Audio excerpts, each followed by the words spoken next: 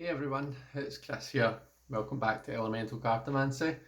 I'm coming to you today with another VR for an old tag that I've found that I wanted to do. This is hashtag all about RWS, and this is a tag response to our very own Tarot Da, Simon, at the Hermit's Cave, and also Ragged Poet, I believe. So the first question at this is it consists of 10 questions, and as the title might have given away, it's all about RWS. So question number 1 is what is your favourite RWS clone and why? So I think my favourite's got to be the illuminated, or I believe this is actually the illuminated 2 that I've got. This was gifted to me by one of my favourite people in the whole wide world, and I just, well, it was a very kind gift. That's one reason why I love it so much. I love the colours. The colours are absolutely outstanding on it. Just so vivid, and they really kind of draw you in. Yeah, it's just such a lovely piece of art. Question number 2. What is your life path card and how do you relate to it? This is an interesting one actually, because in watching Simon's video on this, I've realised that I'm calculating my life path card slightly differently to Simon.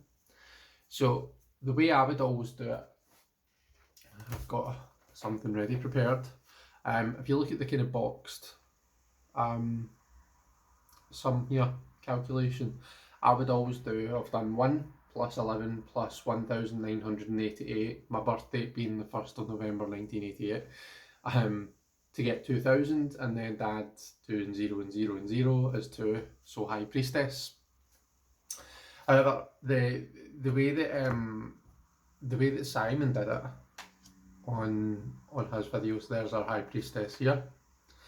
The way that Simon did it was, so you basically just take each individual number from your date of birth. So you do the 1 plus the 1 plus the 1 plus the 9 plus the 8 plus the 8. That gets me to 29. And then 2 plus 9 is 11, which is justice. But it's interesting that justice 11 reduces down when you do the 1 plus 1. If you reduce it down further, I swear every time I'm doing a video, my screens decide to stop. If you reduce that 11 down by doing 1 plus 1, you get 2. So I'm either Justice or I'm the High Priestess. If we go with the High Priestess, I am probably one of the world's worst for overthinking things. I'll sit and I'll think about things, and I won't talk out loud. I won't say out loud. I'll just kind of mull it over in my head, and like it's both a kind of good thing and a bad thing. Do you know what I mean? Because I usually stop myself from reacting to situations right away, because I know that I'm a thinker and I know that I need to give myself time to process things. And reacting right away isn't always like kind of the best thing that I can do. But equally, it means I do spend a lot of time in my head. So yeah, it's a bit of a double-edged sword, I guess. The Justice card, justice, as just a general concept, is very important to me. The idea of taking yourself out of the situation, it's something that I kind of, I try and work on all the time. Kind of the idea of justice being blind. Take your own self-interest out of the situation, and that's how it's judged. I often think of justice being like the kind of the utopian or the idyllic justice system, and no justice system in the world that we have is going to be that way because it's run by people. But the idea of there being a set of rules, clear rules that everyone has to go by, and everyone does go by them, and if they don't, then there's like a predetermined consequence for that. So that idea of justice is, it's important to me, and it's something that, this idea of taking yourself out is something that I always strive to do. I'm not saying I'm not perfect. I'm not saying I can always do it. I don't think any of us really can, but it's certainly something that I try to do. The next question is, what is your favourite major and your favourite minor arcanum? So my favourite major, I think, would be the Death card, which may seem a bit morbid, but well, first of all, it's Scorpio, and I am a Scorpio. I love the image on the card. I've always thought the image was pretty cool. It was actually when I first got cards when I was, young. Went to the shops and got them, came home, and without having even read the little white book, I only had a little white book at that time, but without having done any reading at all, I came home, I gave them the shittiest shuffle you could ever have seen. I think I was about 8 or 9 at the time, and I pulled 2 cards, and the first one that came out was the Death card.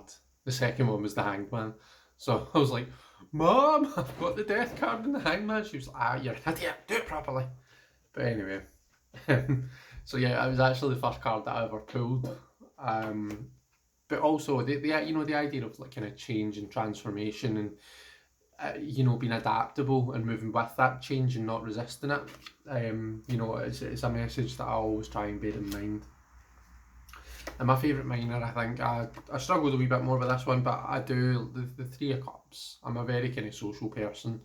Interacting with people is important to me, and I'm realising this kind of, I've always kind of known that, but it's really hitting home with the whole COVID situation, with us all working from home. It just kind of really makes you kind of realise and appreciate the people, your colleagues and the people around about you. So yeah, just the idea in the Three of Cups as it's like kind of people socialising and people enjoying each other's company, really kind of the 3 being the kind of action, creativity and growth card, and the cups being about those emotional bonds that we form with people. So I think it's a lovely card. It brings nothing but happiness to mind, and I would say that's my favourite minor arcanum. Question 4, do you prefer RWS system over others? If so, why? And if not, why not? So probably I would have to say yeah to that. Now, those of you who've seen me read will know that my reading style is kind of like a mashup of RWS and Marseille. Like numerology and elemental kind of reading, if we can call that Marseille. I love scenic cards. I'm learning, I'm teaching myself, and I'm learning, and I'm working with friends to try and develop my skills on reading with actual Marseille decks. But other than that, I've always kind of connected more to decks that are fully illustrated, and the images being beautiful to me is one of the things that really kind of draws me and lets me connect with a deck. So for that reason, I would say that RWS is probably the system that I would prefer over others, and that's why. Question number 5, what card is stalking you at the moment? So that is without a doubt the Seven of Pentacles. This card seems to come up for me all the time, more or less every day in my daily readings. That's maybe a bit of an exaggeration actually. But most days the Seven of Pentacles will show its face. What does it mean? Well, in general, the Seven of Pentacles is about waiting for the right time, to do something, think about, is this the time to kind of manifest what it is that you're trying to what you're waiting on, what you're kind of growing. So really kind of this in the RWS, the Seven of Pentacles has this kind of really fed up, dissatisfied look in his face, and I don't know if that's maybe just the way I'm looking at it. I wouldn't always necessarily read it as a card that way, but yeah, that's one that keeps coming up for me. Question number 6: cards you look for first in any style of deck, the make or break. So, to be honest, I'm not sure if I actually have any cards that are make or break per se. So this is any style deck. What I would say is I normally look at the Lover's card just as a good indication as to what type of deck that we're dealing with. And what I mean by that is the Lovers will normally tell you if it's a deck that's going to shy away from nudity. You know, if the Lovers are fully clothed and stuff, then I'm not saying it's by no means is it a common rule, you know, but if the Lovers are fully clothed, then the chances are it's going to be a fully clothed deck. It will normally decks that have nudity in it, the Lovers will be nude. Equally, in quite a lot of decks that are that are going for a more diverse feel, you'll see that reflected in the Lovers card. And I'm thinking about decks like the Marielle and the Lightseers Tarot when I say that. At least that's kind of the idea I've got in my head in practice. Maybe that's not actually. Maybe those are the only two that do it, but I don't think so. And other cards that I look for, so one of the things about reading RWS, and the reason that I do pull from Marseille a lot, is because the sword suit.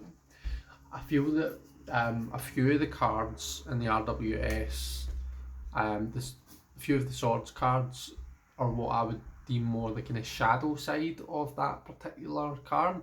And I'm thinking about cards like the Three of Swords, the Nine of Swords, and the Ten of Swords.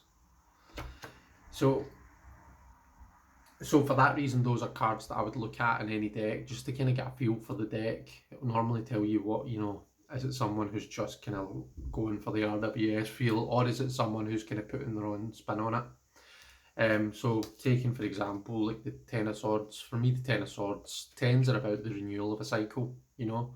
It's not just about an ending, it's about a beginning as well. So normally in a Ten of Swords, I like, so decks like the Anna K and the Lightseers, where you actually see the person getting up and moving on from the thing that's been causing them pain.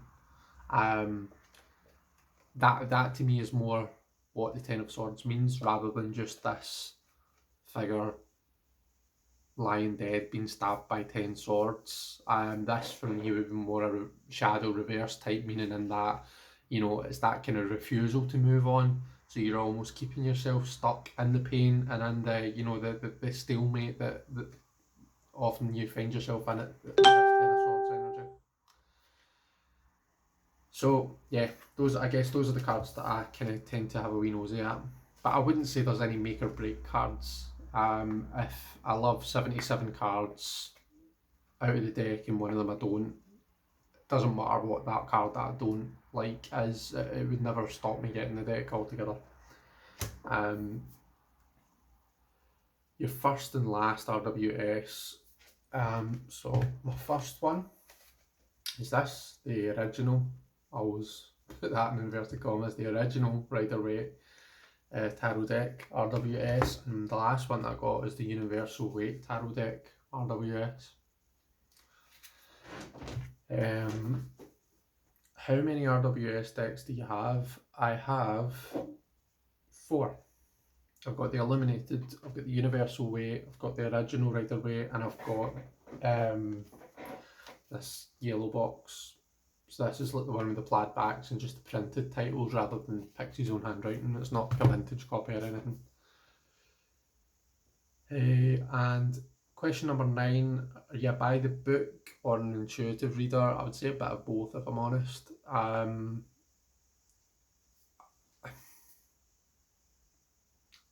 My intuition is fed by my knowledge of the book meanings, if that makes sense.